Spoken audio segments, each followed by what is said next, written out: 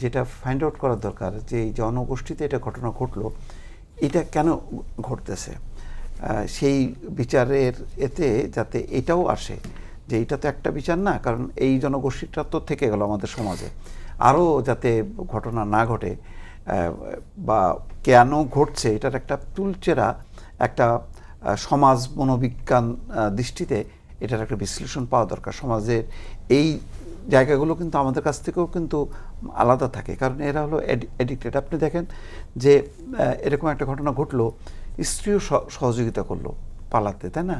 অন্য কোনো মধ্যবিত্ত ফ্যামিলি মানে কোনো একজন একসাথে ছিল, একসঙ্গে ছিল, একই রুমে ছিল। হ্যাঁ, রাইট। তাহলে তার মানে কোন পর্যায়ে চলে গেছে এরকম ফ্যামিলিতে? এরকম ফ্যামিলির সংখ্যা তো নিশ্চয়ই আরও অনেক আছে, তাই না? যারা অ্যাডিকশনে যুক্ত, মাদক ব্যবসার সাথে যুক্ত, ফলে তারা খুব ভয়ঙ্কর। তাহলে এই জনগোষ্ঠীকে আলাদা করা, রেকটিফাই করা, সেই কাজগুলি যদি না হয় তাহলে তো এই অপরাধগুলো পেতে এই একটা আপনি ঠিক আছে এটা রায়টা তো দিলেন, কিন্তু একই সঙ্গে সমাজকে, সরকারকে, মানুষকে সচেতন করার জন্য মানে আদালতের একটা অবজারভেশনটা খুব জরুরি, এবং সেটা নিয়ে কাজ করা দরকার রাজনীতিকদের। এখানে তৃপ্তির ঢেকুর তোলার কোনো কারণ নেই।